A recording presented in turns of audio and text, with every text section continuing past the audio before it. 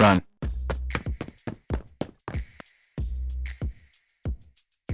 Я хочу начать с того, что опишу, постараюсь, эти слайды были сделаны недавно, какие характеристики минераловатных субстратов вообще бывают, да, то есть что вы можете померить или узнать из описания продукции, которую предоставляют поставщики. Я не буду фокусироваться именно как бы на нашей продукции, потому что, опять же, как я понимаю, этот вебинар, этот марафон, это исключительно, ну, в моем понимании, технологическое мероприятие, не совсем рекламное.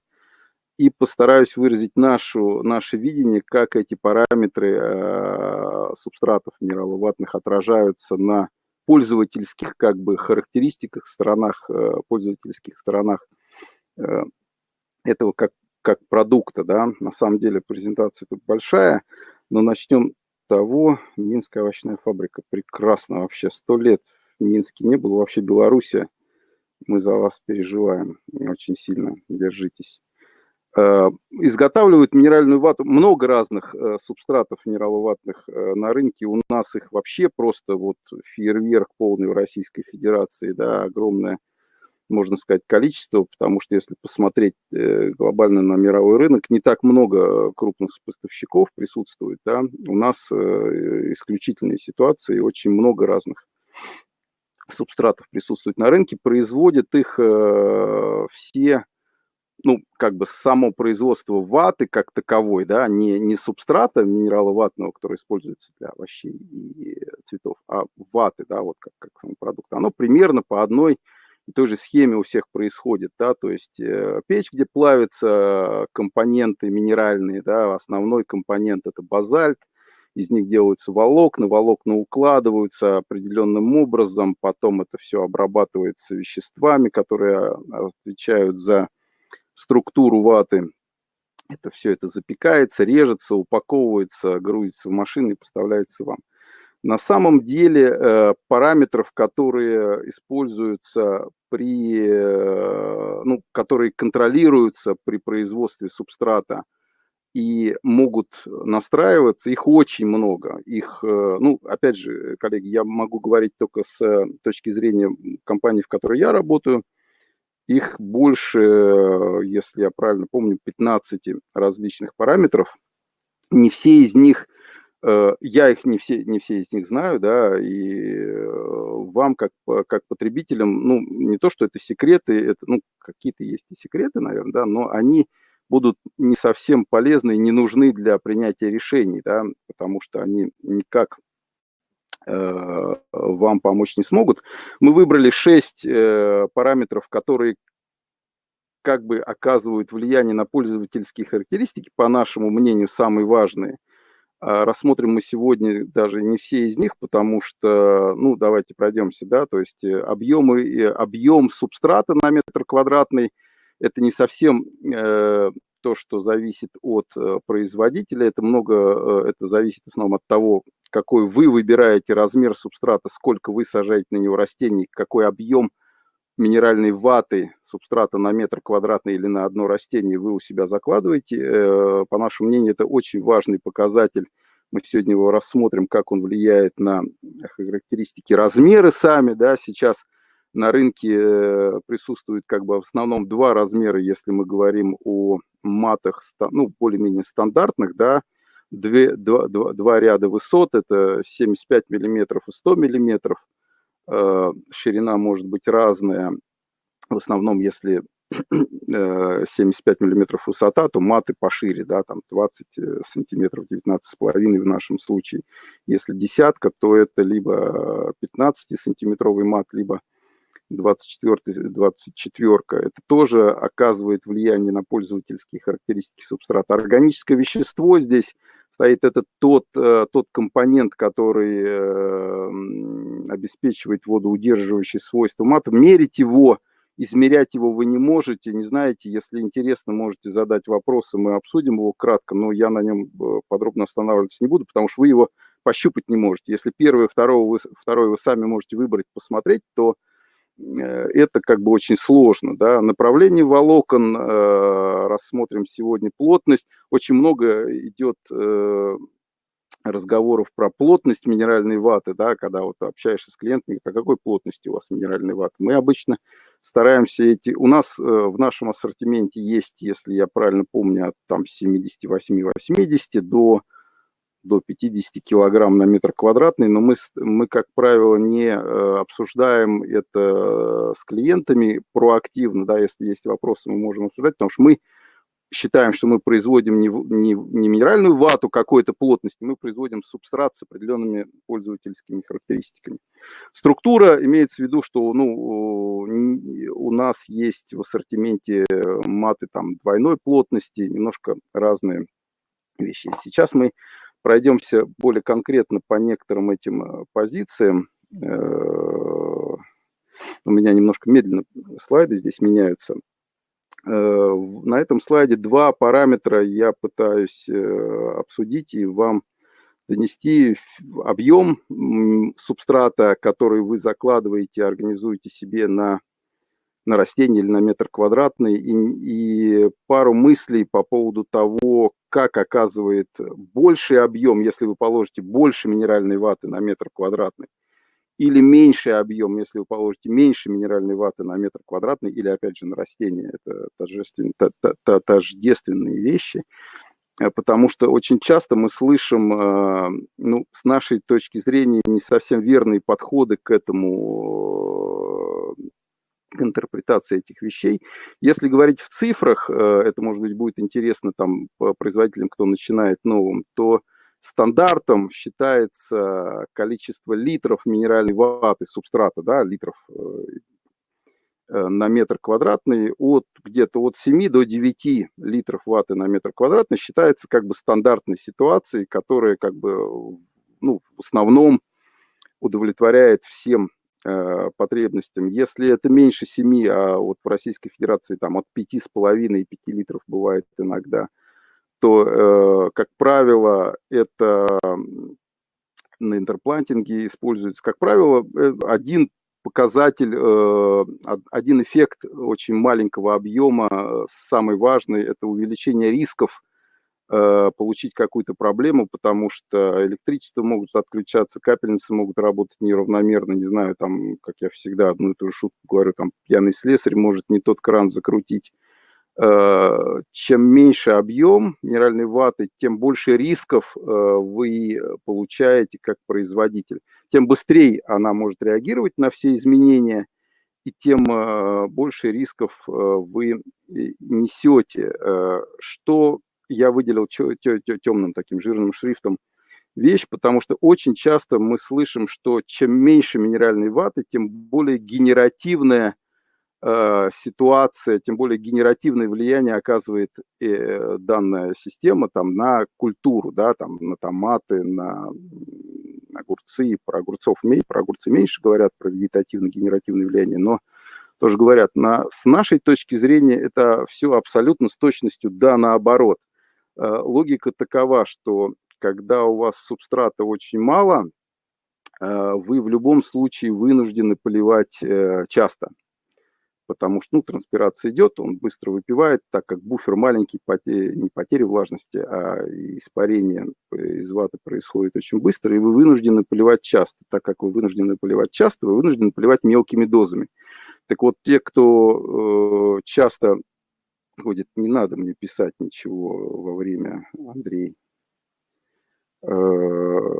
те, кто присутствовал на наших семинарах, у нас часто бывает, ну, всегда были такие таблички, когда мы оценивали, какие параметры стратегии поливов влияют сильно на вегетативно-генеративный баланс, какие слабо.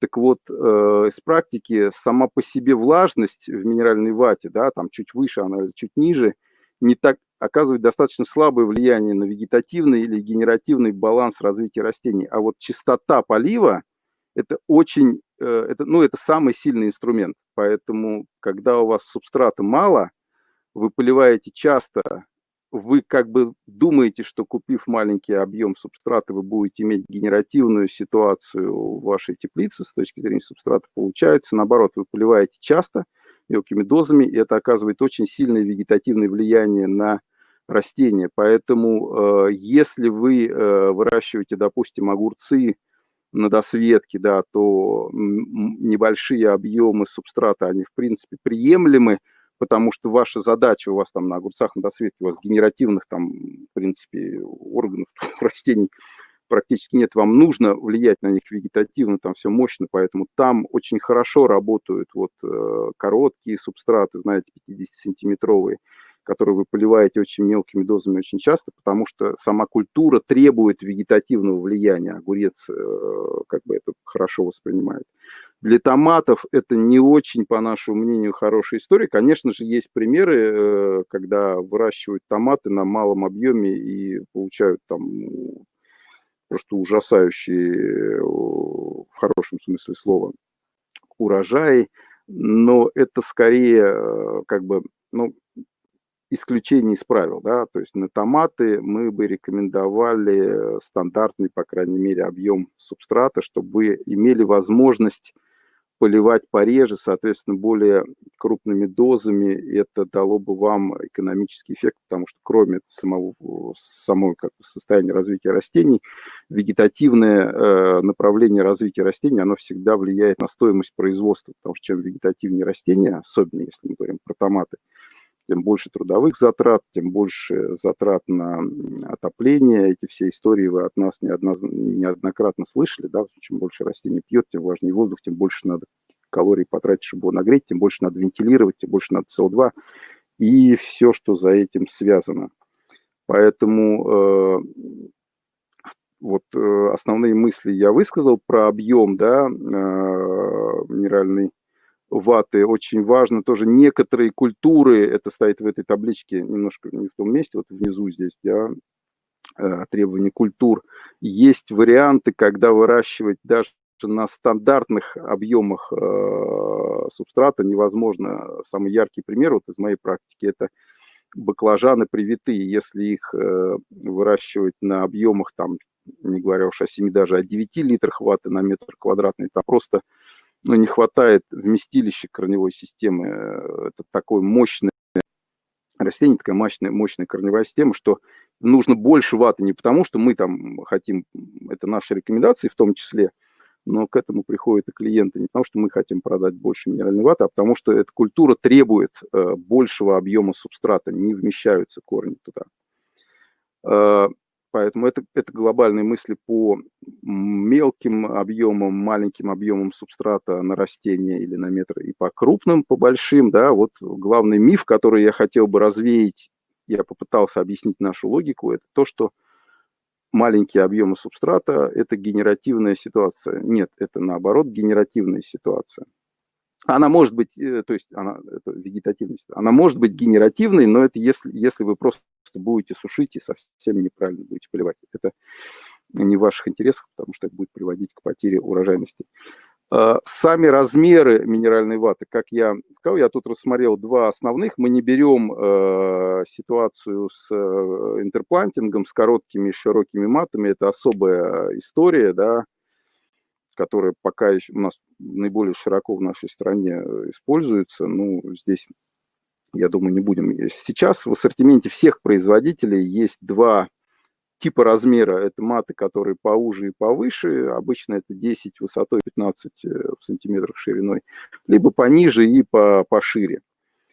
Чем как бы отличается, да, глобально, чем, вода всегда стремится вниз, так как гравитация никто не отменял. Поэтому глобально маты, которые повыше и поуже, то бишь 10 на 15, это маты, в которых большая часть субстрата присутствует в оптимальном водно-воздушном режиме. То есть она не переувлажнена, потому что нижний слой всегда будет переувлажнен. И на более узких матах этот нижний слой, он просто физически меньше. Ну, если сравнивать эти два варианта, то примерно на 15%, на 25% меньше нижний слой матов 10 на 15 по сравнению с двадцаткой. Внизу, как правило, всегда высокая важность. Все заболевания, если такие грибные, и проблемы с корневой системой, если не приходят, они приходят в основном из той области. Поэтому, меняя субстрат с более широкого и низкого на более высокий и узкий, вы ну, как бы нивелируете, немножечко сокращаете ситуацию с этой проблемой. Они, высокие маты, чуть-чуть по суше, просто потому что они повыше. Почему это сейчас стало таким трендом, да, ну, как бы, я не знаю, немножко все-таки я же должен там прорекламировать, прорекламироваться. Это, ну, с нас началось первым, когда-то там, сколько лет назад, по-моему, в Градане начали делать более высокие маты, сейчас их делают все. Это связано все-таки с изменением технологии производства субстрата. Если раньше мы считали, что высокий мат 10-сантиметровый это скорее, ну, как бы там компромисс, да, для интерплантинга использовался не очень хорошо, но типа можно. То есть сейчас, когда стали производить более гидрофильные волокна и выровненность по высоте стала более, ну, лучше, эти маты находят более широкое применение, потому что мы видим за ними больше плюсов, чем минусов. Но для этого нужно определенное, как бы, определенное распределение влажности по высоте. Вопросов нет по этим вещам. Вот эта вещь по поводу объема минеральной ваты ясна, да, то, что когда маленький очень объем, вы с поливами двигаете свое растение всегда в вегетативную сторону, что как бы немножечко, ну, логике как бы такой, которая первая приходит в голову, противоречит. Из Голландии на семинаре в 2019 году информацию о влиянии периодичности поливов, объясняя это тем, что способствует росту корней и вегетативности. Ну, сейчас Владимиру отвечу. Я не уверен, что голландский специалист мог говорить, что частые поливы – это генеративное влияние, а редкие – это вегетативное влияние. Это либо, ну, это либо глюк, ну, то есть нет, это неправильная информация. Было бы очень интересно послушать того нашего голландского специалиста. Частые поливы – это одно из самых сильных инструментов по вегетативному влиянию на развитие растений. Редкие поливы, соответственно, генеративное влияние. Усушка имелась в виду скорее ночное падение влажности. Чем она выше, тем более сильное генеративное влияние.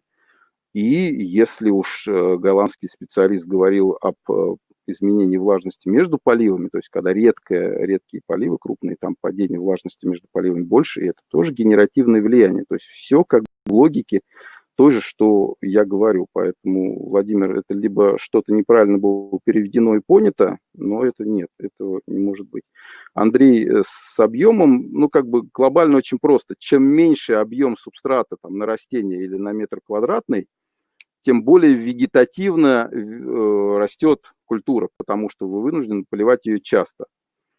Я не думаю, что для вашего случая это актуально, потому что у вас на светокультуре в основном короткие маты используются. Там это окей, это нужно.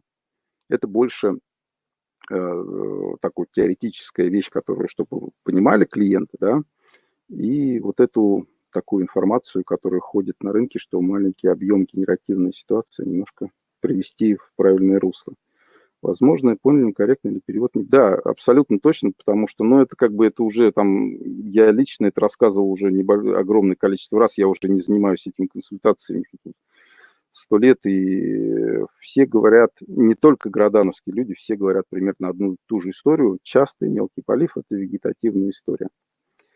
С этим, так, закончили. Сейчас мы убежим на следующий. Направление волокон. Тоже очень часто можно слышать разные названия матов, ну, как мы в Градане используем такие наименования, как горизонтальные и вертикальные, часто добавляя слово преимущественно вертикальные, преимущественно горизонтальные. Есть маты, которые называются хаотическое распределение волокон, да. На самом деле все это такой маркетинг, ну, к сожалению, жизнь у нас такая, да. Вот. На самом деле при производстве субстрата волокна укладываются в горизонтальном виде, укладывать их вертикально, насколько мои ограниченные познания в физике не позволяют, невозможно, в принципе, да. потом режется мат и переворачивается на бок или нет, и получаются у всех производителей это либо преимущественно вертикальное, либо преимущественно горизонтальное расположение волокон. Никаких других как бы особо нет. Они могут быть более, там, X-Fiber называется, да, у определенных компаний, но это в основном, опять же, маркетинг, это может быть более не такое гладкое, может, они более волнистые, но в принципе, опять же, вы должны понимать, что волокна в вашем мате могут быть либо преимущественно вдоль него, либо преимущественно поперек него. Других вариантов как бы, ну, нет.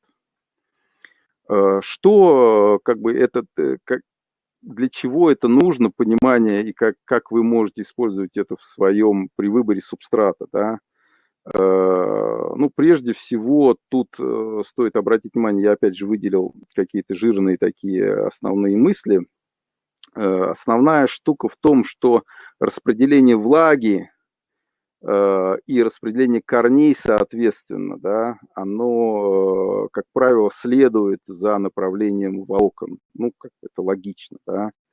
Поэтому горизонтальные маты – это маты, которые прежде всего, у них более равномерное горизонтальное распределение воды, соответственно, корни у них распределяются больше по горизонтали, потом уходят вниз. Есть много особенностей, там наш мастер, у него плотный слой сверху, да, поэтому там это еще более ярко происходит. Эти маты, как правило, если сравнивать одинаковые плотности, да, то горизонтальные маты, как правило, менее стойкие с точки зрения сохранения структуры. Ну, просто вот вы несколько палок возьмите, да, там пучок, вы их сломать вот так, их можно раздавить вот как бы вдоль, но это практически нереально, да. Здесь не совсем такая ситуация, но похоже, поэтому вертикальные маты, они, как правило, более жесткие при сравнимых плотностях, да, поэтому горизонтальные маты, если они с низкой плотностью, они там на 2-3 года вам не хватит, да, как правило, не работают эти. Различные размеры, с точки зрения выбора размеров, горизонтальные маты предоставляют больше возможностей. У любого производителя есть больше разных вариантов структур с горизонтальными матами. Насколько я это представляю, насколько мы делали анализ, на рынке присутствуют вертикальные волокна, ну, в российском только от нашей компании, больше никто не делает, у остальных, у всех в основном это горизонтальное распределение волокон. На матах с горизонтальным распределением волокон можно, на некоторых нужно использовать большее расстояние между кубиками, то бишь между поливными точками, потому что капельница обычно ставится в кубики. На практике это говорит, что если вы, ну, можно в одну сторону, можно в другую, да, на матах с горизонтальным расположением волокон двойные кубики, особенно на матах плотных с горизонтальных, двойные кубики, это можно и очень часто даже хорошо.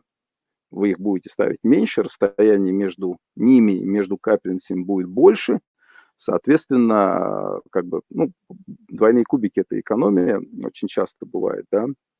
Это здорово и можно делать. На матах с вертикальным расположением лучше использовать кубики одинарные, да, вы их будете ставить больше, они будут ближе. Понятно, потому что на них распределение влаги идет больше как, ну, по вертикали, да.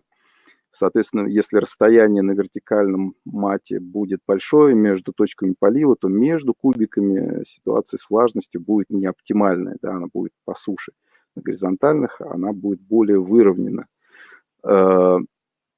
Горизонтальные и вертикальные с точки зрения развития культуры отличаются очень сильно тем, что вертикальные маты, распределение корней и укоренение там идет, ну, вот если вы представите, вы ставите кубик сверху, корни идут сверху, они идут вдоль волокон по тем порам, которые есть на вертикальных матах. В нашем ассортименте это экспресс Престиж, допустим, да, идет гораздо более быстрое укоренение. Это в начальной стадии вегетативное влияние на растение оказывается, потому что вы поставили, он быстро получил доступ к той воде, в которой в субстрате. Отсюда их как бы назначение. Вот эти маты, они у нас предназначены, мы всегда рекомендуем на огурцы, там, где нужно вегетативное развитие растений, быстрое укоренение, там, где вы прям быстрее посадили, надо быстрее собирать, да, на томатах тоже надо быстрее собирать, но там все-таки как-то более спокойно люди себя ведут. Либо на томаты, которые нуждаются, да, в вегетативной поддержке, либо для тех регионов, где климат сам по себе генеративный, допустим, в южных странах престиж, как бы огуречный перечный мат, да, он очень хорошо подходит для выращивания томатов. У нас там один из самых крупных клиентов в Армении, ну там солнышко высоко, там престиж просто вот очень хорошо себя показывает, да, потому что им постоянно нужна вот эта вегетативная поддержка культуры, да. На севере, допустим, это, наверное, где темно, сейчас, правда, везде темно, вот как-то грустно совсем. Это, наверное, не лучший вариант вегетативной субстраты, особенно для томатов, ну, не особенно, а для томатов не лучший вариант для огурцов ок, потому что это слишком сильный вегетативный старт. Тогда, когда нужно зажимать растение генеративно, вы ему позволяете. С этим вопросом я понятно объяснил, то есть вы видите разницу глобальную между горизонтальными матами и вертикальными. Да? Вертикальные – это вегетативное, быстрое, легкое дренирование, маты в основном, корни в основном внутри. Вы никогда не увидите одинаковую картину корневой системы на матах с вертикальным расположением волокон и на матах с горизонтальным расположением волокон. Очень часто, что вот мы иногда бываем занудные, особенно я, да, если вы используете вату плотную с горизонтальным расположением волокон, вы практически всегда видите хорошую, красивую корневую систему снаружи. И очень часто внутри мата бывает пусто, потому что там очень влажно, корни воздухом тоже нужен, они растут по кругу. Внутри пусто. На матах с вертикальным расположением, наоборот, вы можете не видеть большое количество корней снаружи, но если вы откроете мат, сильнее туда залезете, вы увидите там огромное количество мелких рабочих активных корней, а как бы для ориентира, что сверху это квадрат, да, площадь это квадрат, ну, поверхность, да, А на Б, это во второй степени, а внутри это в третьей степени, в кубе. То есть количество корней, если сравнивать сравнимые вещи, в объеме на порядок в 10 раз больше, чем на поверхности. Поэтому с нашей точки зрения очень важно смотреть внутрь, когда вы оцениваете свою корневую систему. Поэтому огурец, перец вертикальный, южные регионы вертикальная, все остальные варианты можно рассматривать. Мы, кстати, всегда готовы получать звонки и обсуждать с клиентом конкретный выбор продукта для конкретной вашей ситуации. Я сейчас пытаюсь переключиться на следующий слайд. У меня как-то... Так, мы сейчас где находимся? Мы сейчас здесь, да? Так, сейчас я соображу, чтобы мы с вами не пропустили. Да, это как бы вот два таких, рабочий ряд влажности, да, очень часто, ну не очень часто, мы, например, в своих материалах указываем, как физически посмотреть внутрь мата, когда идет вегетация. Отойти подальше от дорожки, чтобы директор потом не видел, разорвать пленку и залезть внутрь. То есть это не надо делать на каждом мате, но ну, если, да, вы дэмидж, как сказать, повредите корневую систему, но потом туда можно, и если это делать не каждый день в огромном количестве матов, ну, это, в принципе, приемлемо. То есть прям вот, ну, да, нарушить, разорвать, посмотреть. Как правило, растение после этого не погибает, туда это кусок назад, оно зарастает, поэтому для понимания, то есть обычно это делается несколько раз в сезон, не так часто, поэтому рабочий ряд ответил на вопрос, да? Ну да, жестко, да. Но, к сожалению, кто-то делает там, вырезает как вот кусок, да, из торта, смотрит, потом туда вставляет. Но все равно, вот если вы вырезали, потом вставили, там уже немножко потом по-другому будут развиваться корни, да, вы нарушите структуру. Ну, Андрей, жизнь, она такая несовершенная. Мы с вами все понимаем. Рабочий ряд влажности. Так, у нас высокий мат, посажено 6 растений. Какими дозами рекомендуете поливать? Ну, Смотрите, с дозами мы будем, если дойдем сегодня, можем поговорить, но на самом деле у нас стройная достаточно теория по этому поводу. Если мы говорим, Татьяна, да, об огурцах, то это, скорее всего, это будут минимально возможные дозы, там 60-80 миллилитров на капельницу. Доза зависит от объема субстрата, да, 2%, там 2-3% это мелко от объема на растение. Да. Если вы знаете, сколько литров ваты у вас на растении, вы можете разделить объем мата на 6 растений, получите, сколько у вас на одно растение ваты. Вот 2-3% от этого у вас, если мастер, то там будет 3%. 3% от этого – это тот минимальный объем, та минимальная доза, которую вы можете поливать. Она также зависит от того, какой субстрат, как я сказал. Если мастер – это чуть повыше, если там CS – это чуть пониже, то это ближе к 2%. Она очень сильно зависит от капельниц. Если 3-литровая – это, как правило, там 80 миллилитров. Если 2-литровая, можно поливать мельче. Связано это с банальными вещами, что там 3-литровые капельницы, если поливать по 60, у вас будет разница между началом дорожки и концом, сколько она выливает, да, то есть приходит отсюда капельная линия, огромная, да, потому что 3-литровые капельницы менее, ну, они более производительны, поэтому мелкую дозу будут выливать очень неравномерно. Тут надо взвешивать. Обычно поливают мелкой дозой, минимально возможная доза, которая более-менее равномерно выливается у вас. А рабочие дозы в районе с 60 на огурцах на досветке 70 миллилитров на одну капельницу. Ответил, Татьяна, на вопрос? Окей, наверное. Рабочий ряд влажности – это та теоретическая, ну не теоретическая, это та информация, которую вы сами проверить не сможете, потому что это такая штука, которая требует лабораторных исследований, которые мы как производители и, наверное, другие производители могут делать, потому что у нас есть возможности лаборатории там и нанятые институты, которые этим занимаются, да. Сами вы это проверить не можете, вы можете доверять или не доверять только той информации, которую дается поставщиками, производителями.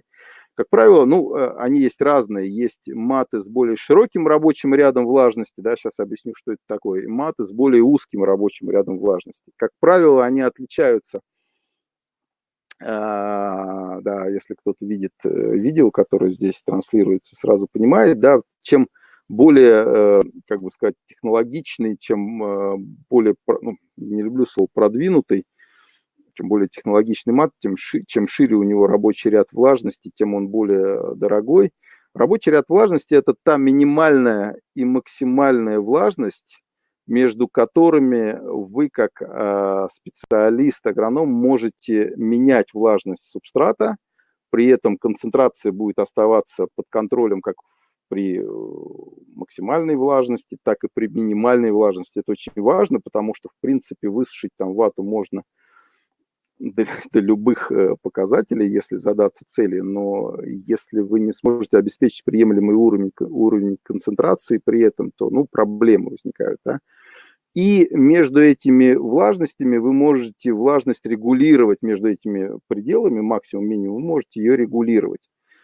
Если вы высушите свой субстрат ниже нижнего предела, да, заявленного там производителем, как правило, это достаточно примерные цифры. Я имею в виду, что у нас там, допустим, написано 45%, ну, там и 44, и 43, да 40 тоже проходит, да, и чуть больше. То есть это, ну, вы уже поняли, что в субстратах, особенно там в вате мягкой, таких прям четких значений редко бывает. Но это значит, что высушив субстрат до 45%, если заявлен, вы можете увлажнить его потом назад, когда вам это будет необходимо, летом, да, обычно высушивают зимой, когда солнца мало, да, а летом нужна высокая влажность. Вы можете вернуться на максимальные влажности. Если рабочий ряд узкий, и вы высушили, потеряли влажность ниже нижнего предела, то вы рискуете не вернуться на максимальную влажность, которая вам как бы нужна. Вы вернетесь, вы поднимете, но не так высоко, соответственно, будете терять какие-то, доступность воды будет меньше, питательных веществ меньше, какие-то там урожаи. Поэтому это прежде всего характеристика, которая интересует ваших агрономов. Они должны учитывать, что если ваша культура требует сильного генеративного влияния, то вам, ну, потому что вы выращиваете, не знаю, привитой мощный гибрид на подвое, который очень большую энергию дает растению, вот эта комбинация просто дикая, да. Если у вас, не знаю, климат влажный, вегетативный, и вам нужно находить какие-то инструменты генеративного влияния на растения, иначе ваши растения будут там давать листья и давать мало плодов, то вам нужен субстрат с широким рабочим рядом влажности, потому что высушив очень сильно, вы будете оказывать сильное генеративное влияние, да, и разовьете корневую систему большую. Если вы выращиваете огурцы на досветке, например, сейчас один из самых популярных матов для интерплантинга, раньше был там мастер, грубо говоря, наш, да, сейчас вот CS. Мастер, вот такой рабочий ряд влажности, да, у CS он такой.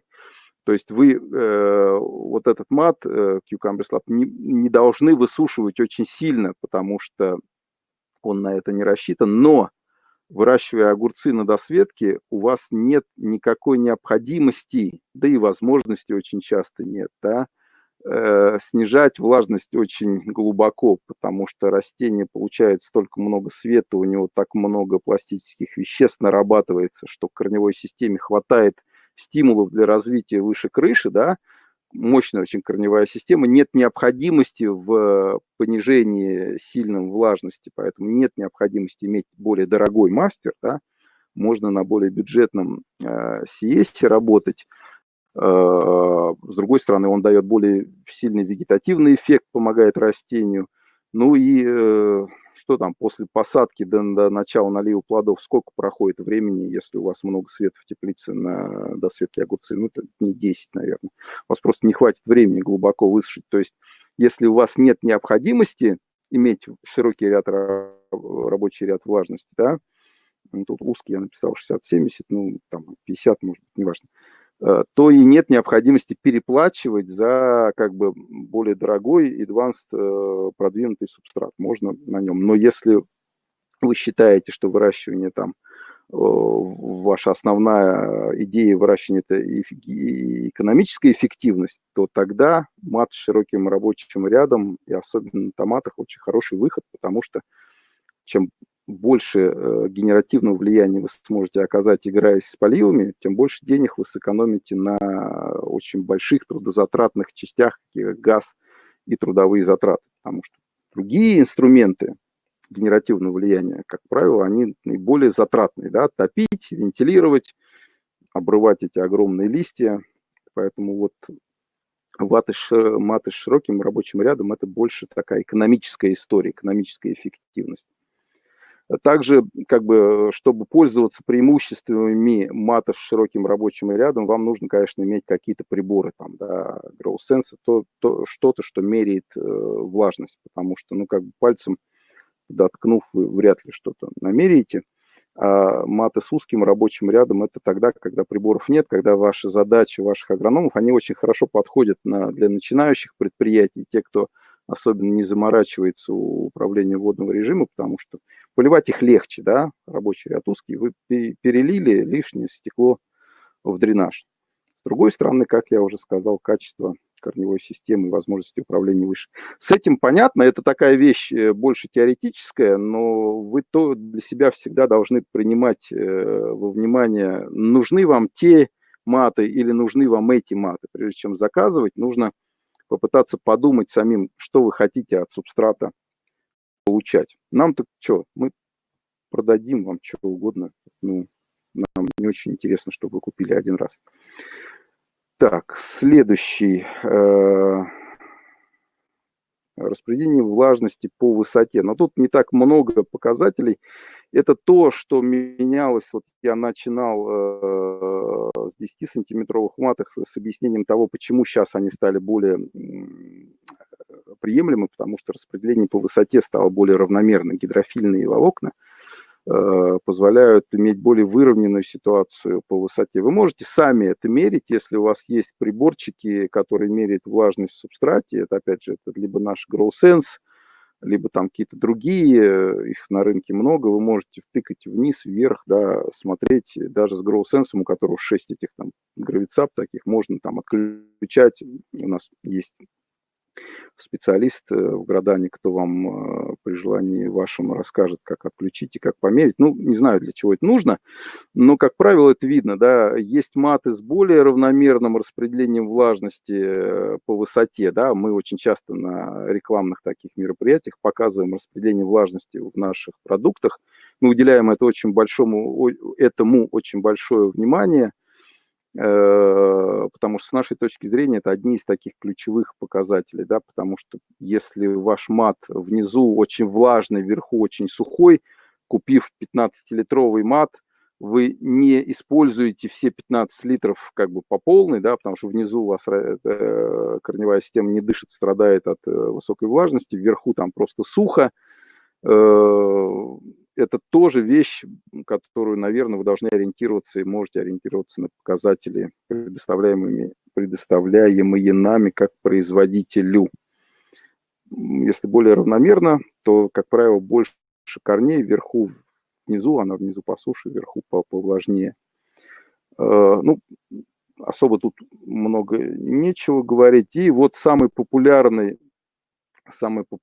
вопрос по поводу плотности, да, как я сказал, очень часто, вы все, вот 98 человек, вы все взрослые люди, вы все понимаете, что цель, да, у каждого коммерческого предприятия, и у вас в том числе, вы там выращиваете, более эффективно продаете свою продукцию, мы производим. Все производители пытаются оперировать теми показателями, которые кажутся им более выигрышными, да, поэтому очень часто наши коллеги, конкуренты на эту тему дискутируют, да. С нашей точки зрения плотность – это та вещь, которую мы, конечно же, можем вас информировать, но это не главная вещь. Мы производим не плотную минеральную вату, мы стараемся производить субстрат, который подходит под разные назначения, да, вот все, что мы сегодня уже проговорили, там понятно было, да, что огурцы, томаты, перец, баклажан, разные томаты, привитые, каждому как бы свое можно подбирать. Также плотность, да, есть плюсы и минусы. От себя добавлю, что произвести вату с высокой плотностью, которая будет сохранять структуру, будет влажная, ну, слово легко, наверное, неправильно, но легче, чем произвести минеральную вату, субстрат с низкой плотностью, обладающую приемлемыми или какими-то заданными характеристиками. Это сложно. Сама плотность, сам продукт, ну, то есть камень, это не самый дорогой, далеко не самая дорогая часть в производстве, поэтому аргументы о том, что менее плотная вата, она дешевле в производстве, это, ну, мягко говоря, совсем неверно. Наоборот, произвести менее плотную вату сложнее. С нашей точки зрения, это такая вещь. Есть положительные, как я сказал, есть отрицательные. Да. Положительные свойства в очень плотной ваты – это, ну, в основном то, что она очень хорошо держит структуру, такие кирпичики, да. У меня тут грамматические ошибки какие-то, я вижу. Пи неверных дозах, при, наверное, неверных дозах. Да. Поэтому она очень устойчива, ее там можно использовать 2-3 года. Вопрос, нужно ли использовать минеральную вату 2-3 года, мне кажется, закрылся уже там лет 10 назад. Поэтому ваты более плотные, они, как правило, более генеративные в начале выращивания. Например, наш мастер, у него плотный верхний слой, это сделано, это осознанно сделано, да, не просто для распределения воды, а для оказания генеративного влияния на растения томата в начале выращивания, тогда, когда это нужно, да. Туда чисто физически сложнее влезть корням, пробиться. И очень часто, ну, на самом деле у меня, например, если кто-то из вас, так как главное, то есть главная воздухопроницаемость ваты. Ну, я не знаю, когда этот вопрос был задан, но это да, это важный показатель, так скажем. Но когда корневая система развивается в начале в процессе укоренения и потом в процессе вегетации в субстрате, который плотный, плотности различаются, как я сказал, у производителей там ну, не так уж много, но это сильное различие, да, то есть там от 80 до 50, да, больше 80, меньше 50. То есть это сильная, большая разница. И когда корни развиваются в условиях ваты, которая очень плотная и, как правило, она очень влажная, растение тратит туда гораздо больше энергии, чтобы это было возможно. Ну, не знаю, я пример какой привести там, да, у меня все время плавать в речке и в море по-разному можно, да, вот, ну, как-то так, можно сказать, в море соленая вода, не совсем правильный пример, да, но в море плавать легче, да, также и растениям в вате с меньшей плотностью развиваться легче, и ну, физика не моя сильная сторона, но закон сохранения энергии, он как бы работает всегда везде, да, если у растения есть определенное количество сахаров, которые оно наработало, не может быть такого, что, потратив в корневую систему больше, плодам останется столько же, да. Это откуда-то берется всегда. Поэтому более плотная вата, как правило, более генеративная в начале, она, как правило, более влажная всегда, баланс между воздухом. Ну, да, да, естественно, Вась, вот она всегда более влажная, там труднее контролировать концентрацию, потому что, как правило, вода в ней распределяется тоже. Вот чем плотнее вата, тем больше, когда дренаж идет, да, тем больше его уходит напрямую в дренаж, потому что в плотной вате, как правило, по каким-то своим наработанным каналам идет, да, низкая эффективность полива на более плотных ватах. И очень сильное вегетативное влияние на культуру оказывает плотная вата. Это то, что вот, ну не знаю, когда я сейчас тут никого, мне кажется, нет из этого предприятия. Много-много лет назад мы сталкивались с такой ситуацией. Я тогда, ну, по-моему, я в Градане уже работал. Была проблема у людей, у них лежала вата очень-очень высокой плотности. Они не могли никак сдержать вегетативные влияния, вегетативный баланс, вегетативный рост томатов, да, это там по Волжье достаточно жарко летом, потому что из-за того, что очень плотная вата, смена концентрации, то есть нужно было снизить концентрацию, то есть, как бы объяснить, чтобы держать под контролем концентрацию внутри мата, они вынуждены были поливать очень низкой концентрацией питательного раствора. У них вроде бы высокая концентрация внутри, но поливали они практически там, не знаю, там летом то ли полтора, чтобы снижать из-за высокой плотности, невозможно было снизить концентрацию внутри. И растения просто бушевали, потому что их поливали, ну, чистой водой там практически, да. И это было очень наглядно, вата была очень плотная. Чем ниже плотность, тем сложнее ее сделать, такую вату, но тем более сильное вегетативное влияние, особенно в начале выращивания, оказывает этот субстрат. Тем легче там развивается, растет корневая система. Ну, выше процент если вата рыхлая, то если вы поливаете неправильными дозами, чуть большими, да, то там дренаж может быть завышен. Это вот то, что на вопрос Татьяны, когда я отвечал, я сказал, что для разных субстратов минимальная доза может быть там от 2 до 3% от объема. Если у вас вата низкой плотностью рыхлая, то там это, как правило, 2%. Маленькая доза 3%, средняя 4%, высокая.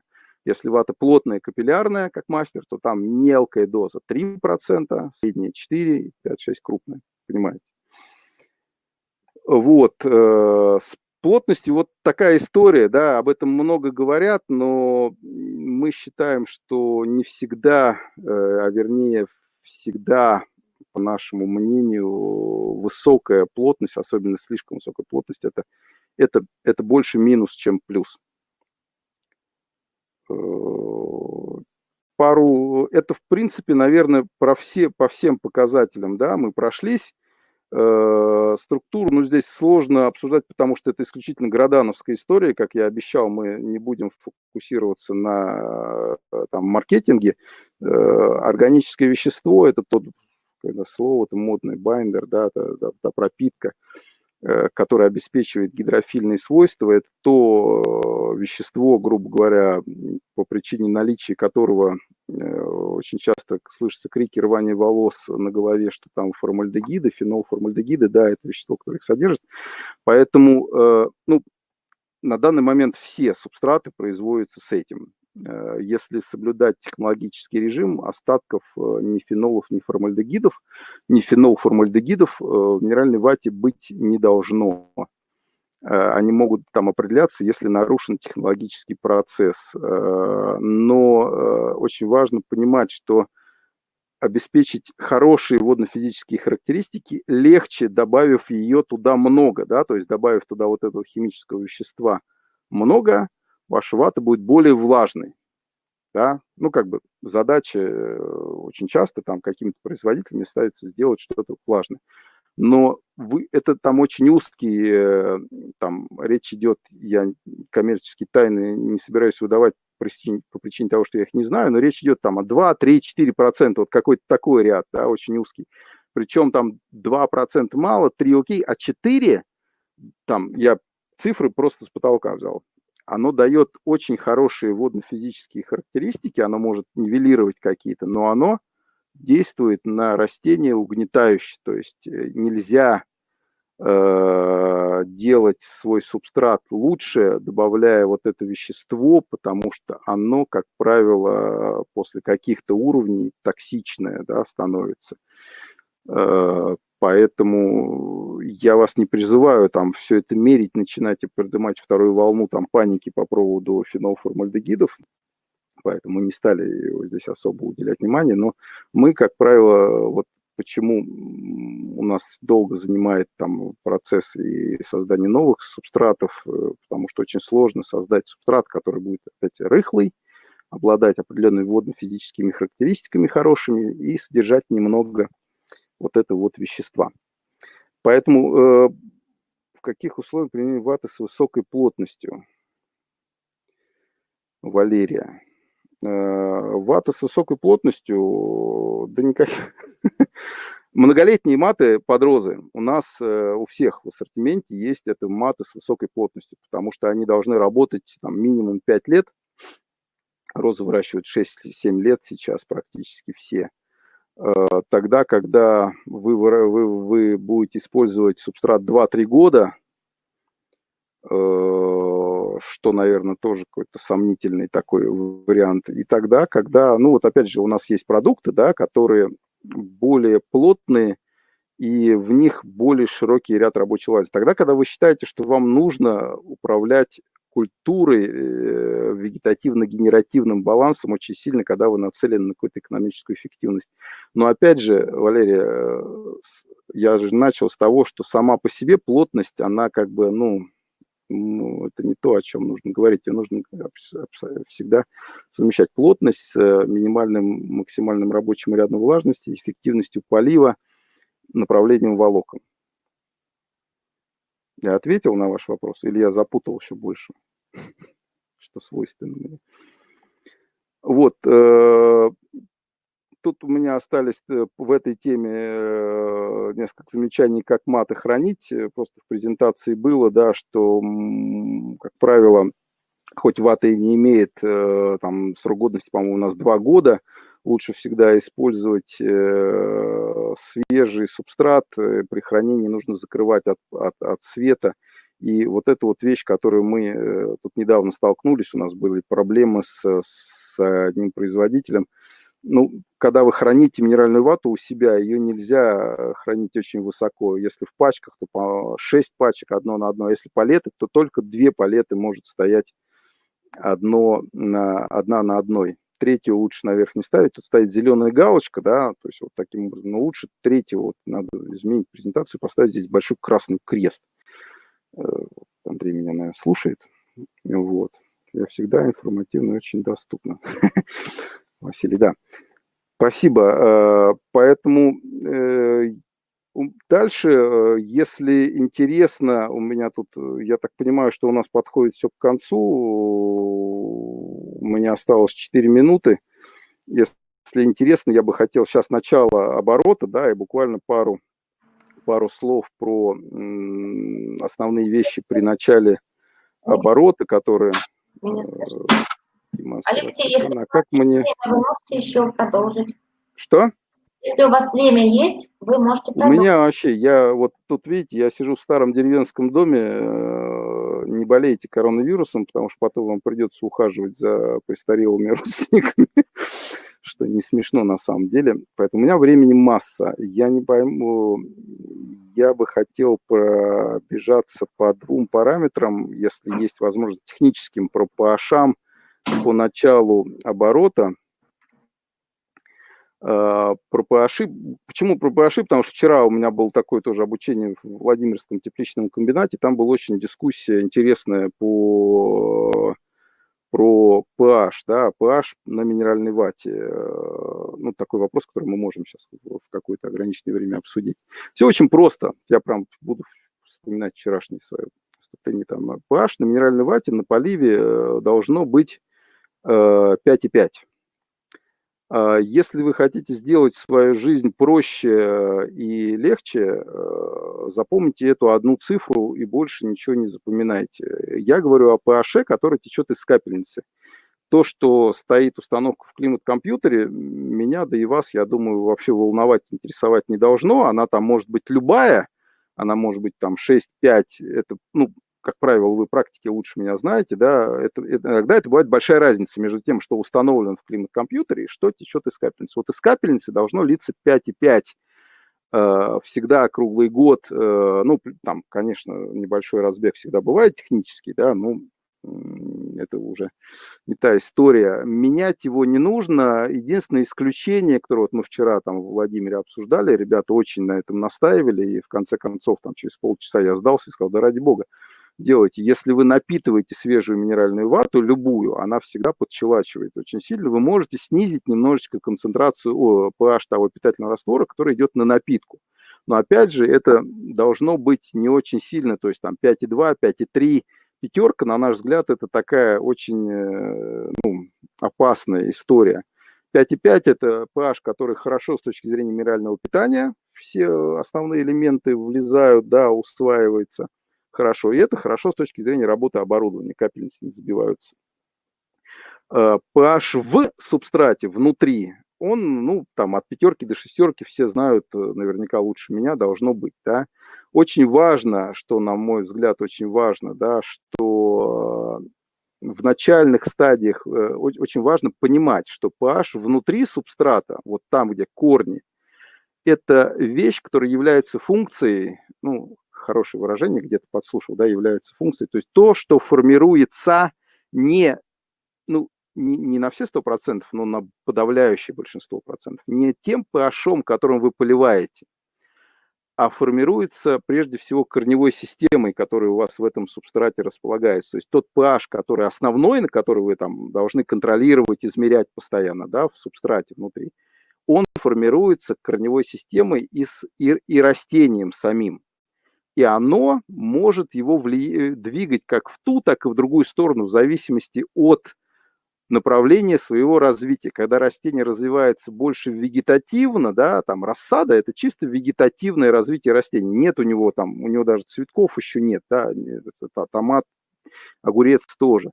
То есть потребление идет больше нитратов, больше идет потребление кальция, то есть идет физиологическое подщелачивание раствора внутри субстрата, и pH всегда в рассаде, если вы кубик выжмете, они вылазят за шестерку, да, туда вверх, шестерка, семерка, вчера там мы обсуждали, и восьмерка была.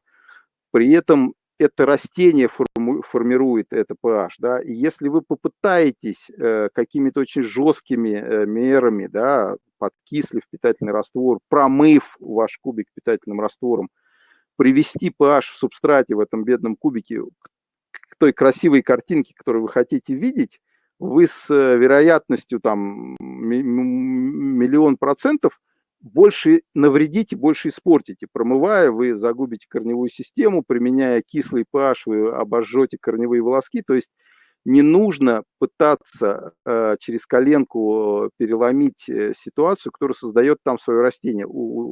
Пожалуйста, удостоверьтесь, что вы поливаете правильным pH. Пока появится на рынке совместная разработка с биомом относительно генераторов. Когда?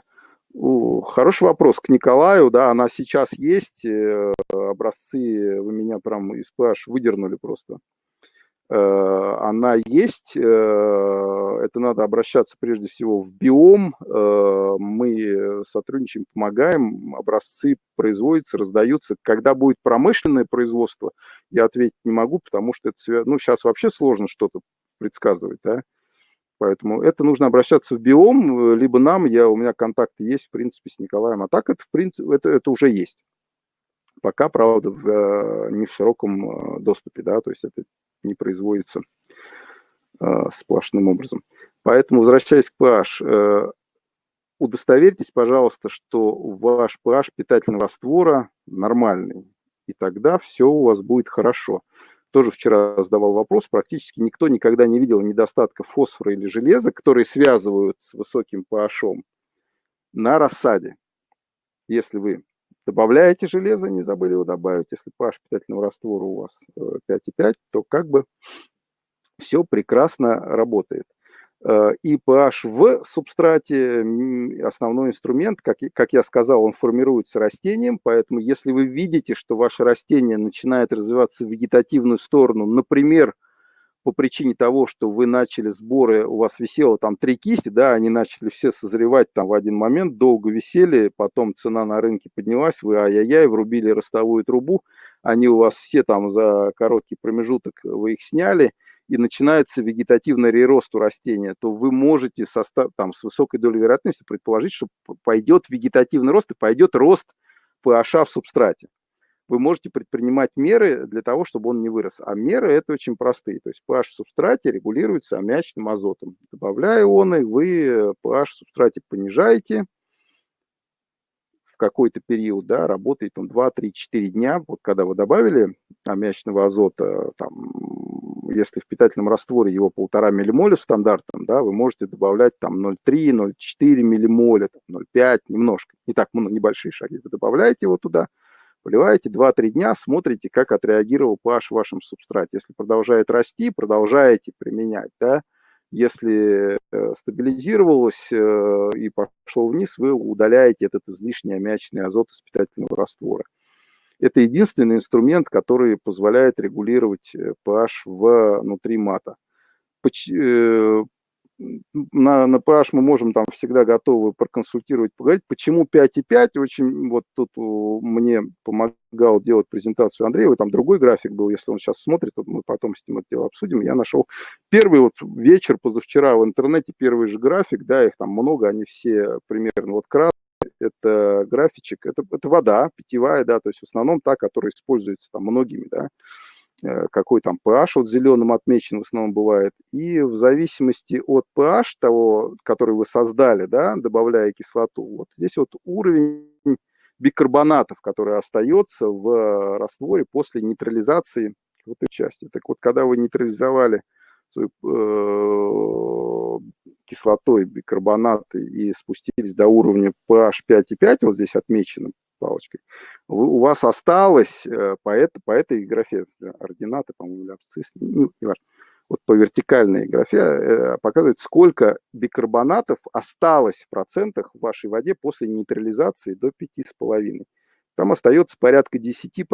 То есть если у вас было там, не знаю, 4-5 миллимоля, у вас остается там, да, 0,5 миллимоля бикарбонатов примерно. Если вы пятеркой поливаете, да, вот здесь вот, то у вас остается 0, и совсем ничего десятых, да, там 1-2%.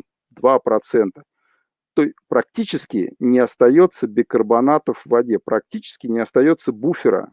И тут уже начинаются вопросы нестабильного pH, потому что нет буфера, любое более широкое открывание клапана дозирования кислоты приводит к тому, что у вас pH обрушается. Ну, если кто химию учил, помните, мы все титровали, да, там вот титруешь, капаешь, потом бабах, какой-то USB-девайс у меня, мышка, падает очень сильно. Поэтому pH 5,5 стабильное, и его нужно регулировать только в пределах 5,5, только аммиачным азотом. Это вот как бы как работает, какие-то такие типсы основные, как работает компьютер, дозирующий, да, оборудование. То есть мы все хотим, чтобы у нас работало вот так, как синеньким, а на практике это всегда работает как-то, да. Поэтому как основное мысли, да, особенно это важно для тех, у кого очень большое количество бикарбонатов, те, кто строит там новые предприятия, если у вас высокий pH, много бикарбонатов, нейтрализовать бикарбонаты, основное их количество, нужно в баке предварительной подготовки воды. Банально, дорого, но, к сожалению, это единственный такой нормальный способ. У нас не во всех предприятиях это есть, но тех, у кого есть, у них гораздо проще работать с pH-ами.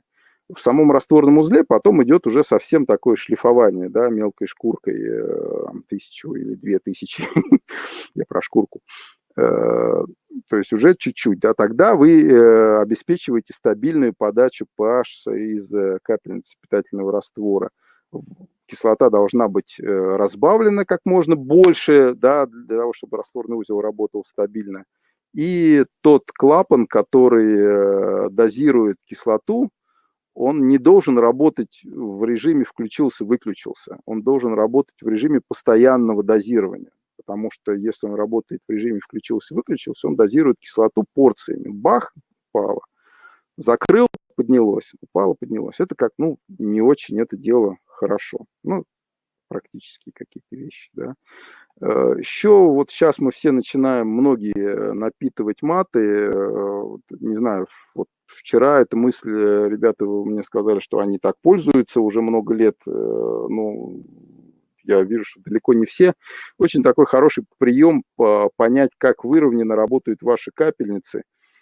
Фаза, масса.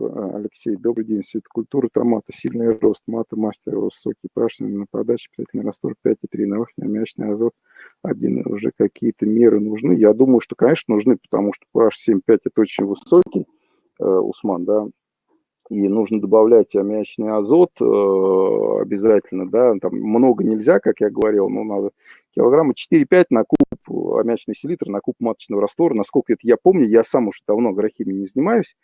Ну, если у вас есть агрохимик, он как бы оценит, посчитает, да, добавить и поработать таким образом. Обязательно нужно. То есть, смотрите, Усман, я извиняюсь, мы сейчас вернемся надо понять, что у вас pH 7,5 получился потому, что маты сильно вегетативно растут.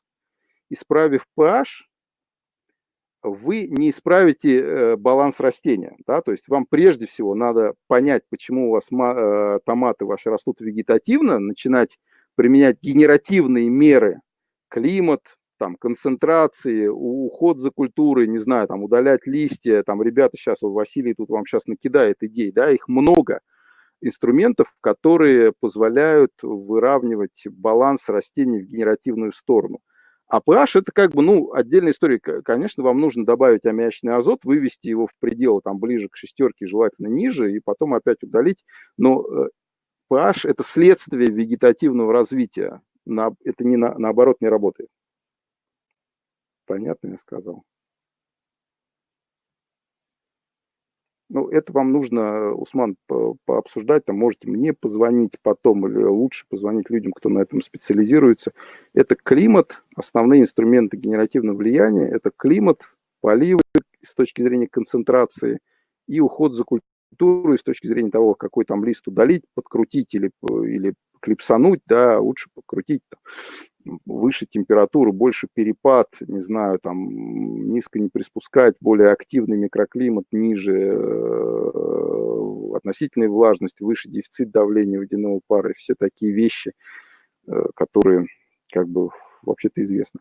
Если вы напитываете свою минеральную вату сейчас, есть хороший способ безболезненно проверить выровненность работы ваших капельниц. Когда маты сейчас поставляются все с прорезанными отверстиями, вы втыкаете в них капельницы, выливаете туда пол-литра на капельницу. Влажная вата, она, как правило, ну, меняет свой цвет, и, как правило, вот в том месте, где вода течет, ну, какое-то пятно, да, расползается. Если вы видите, что под какой-то капельницей это пятно совсем отсутствует или его нет, то с высокой долей вероятности можно предположить, что капельница забита. Просто это последний момент, когда вы можете это все дело посмотреть. Потом у вас это растение будет страдать. Да? Вот потом, конечно, увидите, но сейчас, когда растений нет, это все делается очень легко и просто. Добавляем 8 килограмм аммиачной селитры ну, окей, это даже как бы круто, много.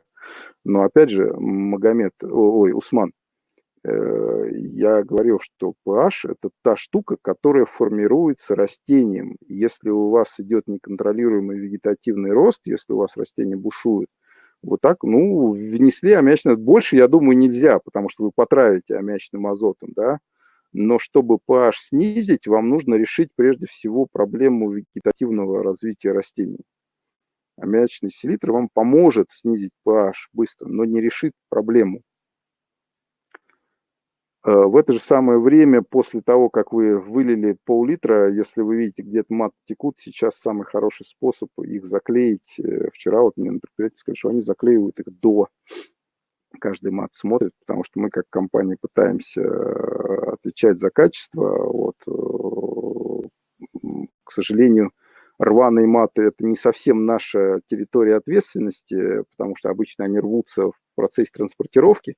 Но в любом случае продукция наша, мы как-то пытаемся помогать. Поэтому если небольшое отверстие внизу до напитки, оно отлично заклеивается скотчем, избавляет нас от писанины, претензий на завод, которые не будут приняты точно, потому что это порвалось в грузовике, да. Это избавит вас от жесткой дискуссии с транспортной компанией, с дилером, потому что, как правило, транспортные компании очень трудно идут на какие-то диалоги. Они говорят, вы все, подписали документы, идите. Спасибо, до свидания. Теперь я бы хотел последний момент, который озвучить, это про это дренажные отверстия, как их делать, это такой больной вопрос. Сергей, а как мне найти то видео, которое я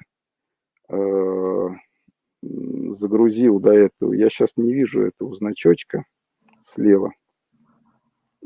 Как называется видео? Хороший вопрос. Это вот вместе с моей презентацией я загрузил его. Вот до. Здесь просто была слева такая иконка, типа там загрузки, что ли, или что-то такое. А сейчас его нет. Попробуйте открыть иконку медиатека. Вот. Алексей, да, Алексей, это в медиатеке. Медиатека, помните, под карандашом там. Медиатека, там должен быть файл. Под карандашом значок такой листика с графиками. А у меня нет, Сергей. У меня тут вот чат, знак вопроса, вопрос-ответ, потом демонстрация экрана. Или я не про то вообще?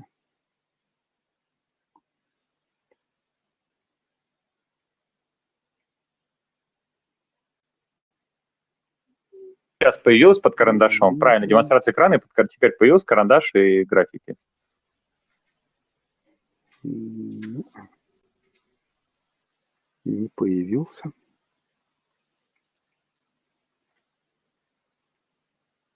У меня демонстрация экрана. Под ним 3 точки сразу идет. Точки нажмите. Карандаш, вот он, да. Вот, там да, и в медиатеку нажмите тогда. Да, вот. Сейчас видно экран, да? Видно зеленая такая user instruction. На самом деле наши стандартные рекомендации, которые мы постоянно везде говорим, сейчас я посмотрю тут в чате, видно, да, спасибо, что мы рекомендуем делать одно дренажное отверстие в нижнем углу матов со стороны уклона, да, в одном углу, в другом углу, либо с торца. Одно на матах короче, чем 1,33 м. То есть на всех матах, которые используются в Российской Федерации, потому что двухметровые маты мы раньше поставляли, сейчас нет, рекомендуется делать одно дренажное отверстие. Оно должно быть открытое, большое, обеспечивающее свободный выход дренажа. На практике, значит, если вы сделаете там 10 дренажных отверстий, это, конечно же, не значит, что у вас там ничего не вырастет, но это значит, что ваша жизнь будет намного более сложной с точки зрения затрат на производство, вы будете терять удобрение, воду, у вас сложности будут с балансом растений, потому что вынуждены будете поливать более низкой ЕСИ, поливать больше, соответственно, больше топить, больше вентилировать, больше терять СО2, но это я опять свою волынку завел про деньги. Вот это вот, можете назвать ее модой, можете назвать ее технологическим приемом или как угодно, вариант проделывания меньшего количества дренажных отверстий, пришло оттуда, откуда приходит, ну, большинство каких-то технологических новинок, или приходило, по крайней мере, до того, как Россия вырвалась вперед тут со светокультурой, да, у нас сейчас там комбинаты типа, там, не знаю, Ельца, Липецка могут сами научить там кого угодно из голландцев, да, но очень часто какие-то вот такие вещи приходят из-за рубежа, с Голландии, оттуда пришло это, да, и там это все очень просто, потому что там люди сфокусированы прежде всего на финансовой, экономической эффективности своего производства, и чем меньше дренажных отверстий, тем легче вам обеспечить более высокую экономическую эффективность, потому что это позволяет терять меньше дренажа, это позволяет работать на более высокой концентрации, и отсюда опять я сейчас начну повторять все эти вещи. Проделывать их можно разными способами. Я сейчас скажу вообще просто вот нехорошую вещь. Все равно, как вы проделаете это дренажное отверстие. Я вам сейчас покажу 2-3 варианта. Важно, чтобы это было адекватного размера, чтобы не весь мат там был открыт. Да? Важно, чтобы это было с нижней стороны, с нижнего угла. И важно, чтобы это было открытое отверстие. Потому что если делать короткое такое вот надрезание, да, как очень часто я вижу, то оно забивается корневой системой, солями, которые всегда образуются. Вы добавляете кальций и фосфаты, и сульфаты у вас в одном растворе. Это когда все подсыхает, концентрация растет, все, пожалуйста, гипсы, фосфаты, кальций у вас нерастворимые соли образуются. И дренаж не работает. Поэтому оно должно быть как минимум там открыто. Да? Сейчас покажу. Есть, я не знаю, будет ли слышно мой голос, когда я говорю. В следующем докладе я буду об этом рассказывать, как решить этот вопрос агрохимически. Прекрасно, мне будет очень любопытно это послушать. Правда, я так и не понял, про какой вопрос мы говорим. Алексей, добрый день. Мы сейчас видео посмотрим.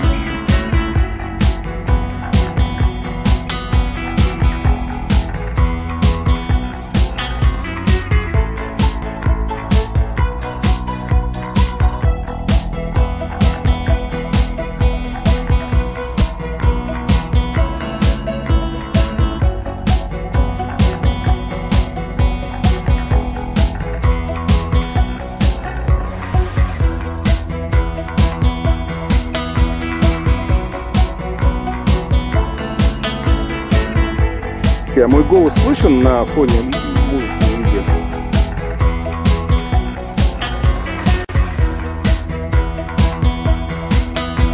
Слышно, да? Ну вот смотрите, коллеги, тут уже по повтору пошло, да, я сейчас могу его опять с самого начала поставить. То есть вот вариант такой, что когда мы все расставляем маты, напитали их, очень важно, чтобы мат был напитанный полностью без доп. Прорезания дренажных отверстий за 24 часа до того, как вы прорезали дренажные отверстия. Вот видите, тут 24, все остальное, там, кто понимает, это вот зеркало видно, да. Почему это важно? Потому что вата состоит из разного размера пор, и у нас с лабораторией мы выяснили, что чтобы заполнились все поры, самые мелкие в том числе, нужно там часов 20 или там 16 или 18, я не помню этой цифры, но мы, как вот говорим, 24, да, чтобы обезопасить себя. Если вы напитали мат, тут же прорезали дренажное отверстие, вы рискуете не получить то есть мат будет работать не так, как он должен. У него мелкие поры останутся сухими очень долго. Корневая система и питание, все будет немножко по-другому. То есть заплатив за, вот здесь вообще мастер там на картинке, да, там большие хорошие деньги за хороший субстрат, вы будете использовать его возможности не полностью. Поэтому, пожалуйста, запитывайте мат заранее. Если это будет 2-3 дня, не проблема. Если это будет 2-3 часа, плохо. Температура воды запитываемой тоже важна. Нельзя запитывать мат очень холодной водой. Если вы хотите понять, как это влияет, возьмите 2 ведра, одно с теплой водой там, или с раствором, да, не знаю, 21 градус, другое с холоднющей прямо из-под крана, и киньте туда по куску одинаковой минеральной ваты. И вы увидите, как быстро утонет кусок там, где вода теплая, и насколько медленнее он будет там напитываться в том, где она очень холодная. Поэтому это важно, напитать вату за какое-то время. Потом, когда идет, вот здесь вариант дренажного отверстия вот такой, да, то есть человек отсюда прорезает, и потом его как бы открывает это дренажное отверстие, да. Видно, что потекло у него на пол все, да, прекрасно. Можно делать вот отсюда, вот как бы я не знаю, мышку видно, которую я сейчас показываю, вот как бы вдоль мата и потом вверх, да, чтобы у вас вот этот уголок как бы открывался в сторону. Но размер примерно вот такой должен быть. Вот этого одного дренажного отверстия достаточно. Можно, это более удобно, когда у вас лежат маты с каким-то расстоянием. То, что делает здесь человек. Очень часто во время посадки бывает ограниченное время, и прорезание дренажных отверстий лучше делать ограниченным количеством людей, чтобы не каждая тепличница у себя делала, а чтобы это было там 2-3 человека на всей теплице. Тогда у вас есть шанс получить одинаково сделанное дренажное отверстие везде. Поэтому времени не так много. Вы можете выйти из положения предварительно до посадки, сделав вот такую вот дырку. Да? Это обеспечит того, что ваш мат будет наполовину уже дренированный, да, верхняя часть его, вот эта часть будет дренированная. И тогда при прорезании, я не знаю, вода течь через лоток мимо лотка не будет, потому что у вас там останется только половина воды, да, понятно. Очень часто, когда вы идете полные маты режете, все это течет, лотки переполняются, там начинают падать, начинается паника, подвешивание лотков вместе с растениями, там это все падает. Сделав здесь дырку, вы опустошаете мат предварительно наполовину, поставите растения, сажаете их, если это огурцы, или ставите томаты, да, и потом, когда у вас уже остается больше времени, ваши несколько человек ходят и тихо, мирно, адекватно делают дренажные отверстия. Можно делать вот таким образом дренажное отверстие. Мне, честно говоря, такой вариант не нравится. Мне больше нравится, когда ножом вот по нижней части просто делают. Ну, мне не очень нравится, когда такое большое отверстие. Но это тоже как вариант, да, снизу. Вот он здесь показывает.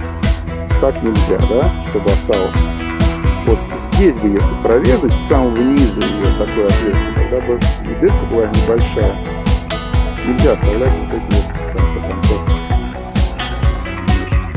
Так тоже нельзя. Вот так очень часто вот это вот самое, иногда ее делают поменьше, с самого низа тоже забивается. Нельзя оставлять, чтобы там была ванночка с водой, с этим раствором. Мышь не видно. Ну, мышь не видно. На самом деле в YouTube там можно поискать, там есть какие-то разные рекомендации. Ну, коллеги, не знаю, в принципе, время, наверное, вышло. Если есть вопросы, можете позадавать, потому что тут какие-то у меня... Сколько слайдов здесь? 96, 73 слайда. Вот. Ну, это они тут, большая часть из них такая, как бы вот здесь такая. Про поливы очень хотел бы сказать, про поливы рассады, так как сейчас рассаду. Да, два основных важные вещи при поливе рассады. А уже все закончилось, что ли, нет? Или еще слушает какой-то? Еще есть, да? Вот если посмотреть на вот это измерение внутри кубика, да, красная – это концентрация, это практически измерение, вот этот вот правый график, да, по нему видно, что концентрация в кубике начинает подниматься после того, как влажность в кубике падает до 45, примерно 50%. И это те цифры, которые мы обычно говорим, мы их выражаем там в граммах, вес, да, там 250, там 300 грамм, да, 350 грамм. Вес кубика с растением, то есть когда у вас полностью напитанный кубик там 550-580 грамм, да, когда он до 300-270 грамм падает, это значит, там остается примерно половина воды, влажность 50%. Это важно, чтобы вы не поливали до этого момента. Почему, сейчас объясню. И чтобы вы, ну, как бы особо долго тоже не тянули, да, там не надо до 200 грамм, потому что после этого момента начинает уже рост концентрации, уже начинает ограничение водопотребления. На этом графике это видно. Мы его один и тот же показываем. Я вот сказал сам Колян, нам надо новые сделать, но это как бы подтверждается многими исследованиями. Понятно, почему-то, откуда такие цифры, да, взялись. И очень важно, почему важно ждать до, потому что если вы поливаете часто, вы, во-первых, создаете влажность постоянно высокую, очень низкая, ну, стимулирование развития корневой системы у растений, да, корни развиваются хуже. И вот если вы представите себе 2 стакана, да, вот стакан у меня, вот он, я не знаю, видно, у него сейчас воды вот так, вот это кубик, да, когда у вас он полный, вот так воды примерно, ну, 85%, да, когда ваше растение выпили, не знаю, там чуть-чуть, и он весит у вас 450 грамм, 100 грамм они выпили, вы идете поливать, и вы добавляете только 100 грамм свежего питательного раствора. Во-первых, вы делаете это очень, ну, это очень короткий промежуток времени, да, проходит. Вы поливаете часто, вы вегетативно влияете на рассаду, что тоже не очень хорошо. Вы не стимулируете развитие корневой системы, вы получаете вегетативную, слабую, рыхлую рассаду, что тоже очень нехорошо с точки зрения заболевания, укоренения, поломок при транспортировке и пересадке и всех остальных вещей. Она должна быть все-таки генеративная, жесткая, да, тем меньше вы даете свежего питательного раствора, тем меньше вы нивелируете ту проблему с pH, да, потому что pH, вот вы дадите только столько, чуть-чуть питательного раствора с правильным pH, да, и с правильным соотношением элементов питания. А когда вы подождали, когда ваше растение выпьет половину, вы дадите свежего уже вот столько, намного больше, да, то есть, грубо говоря, когда вы поливаете часто, вы обновляете раствор хуже, вы даете меньше питательного раствора в физическом вещи в каждый кубик с правильным pH, с правильным соотношением элементов питания, когда вы ждете до тех минимальных значений влажности, которые мы рекомендуем, все рекомендуют, вы даете много питательного раствора, вы сразу все проблемы решаете с минеральным питанием, с кислородом, с чем хотите, да, с pH, и вы откладываете следующий полив. Поэтому правило такое, что поливать нужно только тогда, когда кубик высох там, до 300 грамм плюс-минус туда-сюда, в зависимости от того, какое направление вам нужно задать. Если вам нужно более генеративные, там, мы говорим о томатах, то это может быть там 270-250 даже на плантопе, да. Огурцы, если не нужно, и нужно наоборот подвегетативить, может быть там 350-320 грамм с растением. И когда вы, это первое, и когда вы поливаете, старайтесь поливать ваш кубик до максимально возможной влажности. То есть всунуть туда, вот он у вас выпил столько, да, всунуть туда не чуть-чуть, а всунуть туда по полной, да, чтобы как можно больше. То есть скорость полива должна быть небольшая, чтобы он не слетал, а проникал в субстрат, в кубик, да. И напитывать, поливать кубик нужно обязательно по максимуму, чтобы отложить следующий полив и дать нового питательного раствора. У меня тут 2 каких-то сообщения, продолжайте. Ну, коллеги, чего, все, 2 часа, все, что еще можно? Да, вот здесь вот есть, да, томат, вегетативное влияние, вопрос зачем, да, непонятно. То есть такое, вот такие могут быть цифры. Но это, вы должны понимать, что вот эти вот цифры, возможно, не на всех типах кубиков, да, даже в нашем ассортименте, допустим, дельта простая 250-270, скорее даже 270, а 220 это можно делать только на градом плантоп, да, потому что оттуда он может увлажниться. Дельту до таких вещей пересушивать нельзя. Причина разного веса кубика от 300 от напитки и на всем протяжении выращивания субстратов. Ну, причина может быть, как бы, Юрий, 2, да. Первая, и я брак субстрата обсуждать не буду, потому что если это наш субстрат, мне не хочется обсуждать его брак. Вот, если это субстрат конкурентов, то тоже не хочется обсуждать его брак. В подавляющем большинстве случаев единственная причина – это неправильная напитка. если это не брак субстрата, что как бы, ну, наверное, возможен, да, но маловероятен, то это неправильная напитка кубиков. Там нужно трехкратное как минимум повторение, скорость потока, да, если вы из шланга должна быть ограничена, вы должны обязательно раз сделать, два сделать, и три сделать, и между этими раз, два, три должны быть промежутки. Температура питательного раствора должна быть адекватная, а он не должен быть холодный. Ну и как-то вы должны давать как минимум трехкратный объем раствора, да, не воды, а раствора. То есть если кубик 650 кубических сантиметров, умножьте это на 3, там получается там, 2 литра. Вот на каждый кубик, чтобы напитать его, нужно истратить 2 литра раствора. Все остальные истории про промывание, про погружение в бочки, переворачивание, это все имеет право на жизнь.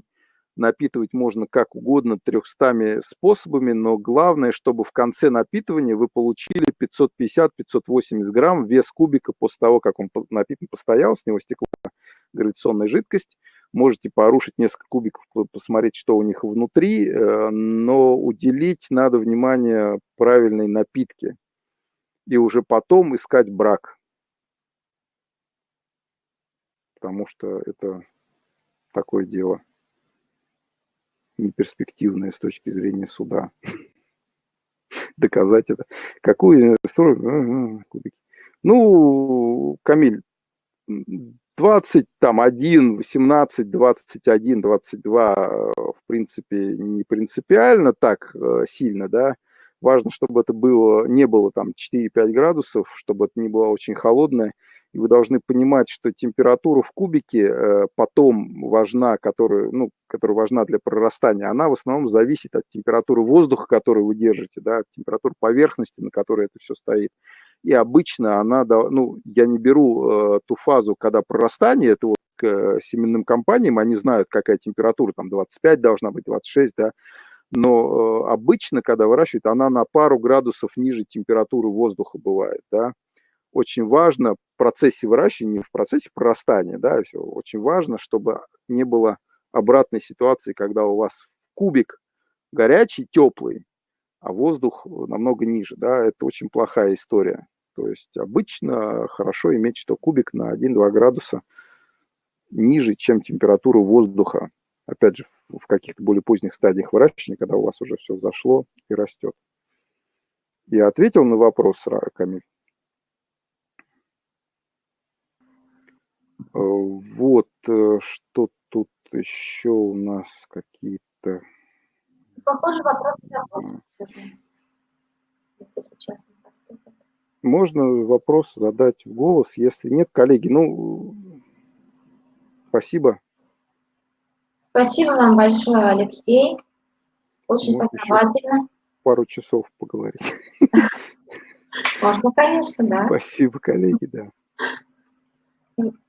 Прощаемся с вами. До скорой встречи. Телефон мой, как бы, он доступный, да, у кого, если нужно, можно звонить, спросить. Ну, у нас есть специально обученные люди, кто занимаются сопровождением агрономическим. И все остальное. Ну, я тоже готов пообсуждать. Ваши контакты на последнем слайде? Нет у меня контактов на последнем слайде. Меня, на самом деле, можно найти там через GreenTalk. Я могу телефон свой сказать. Ну, у меня он уже 15 или 16 лет, 905 585 6829. И вот не так сложно найти. Я думаю, всем, кому нужно, все записали. Кому нужно, тот найдет вообще. Все, коллеги, не болейте.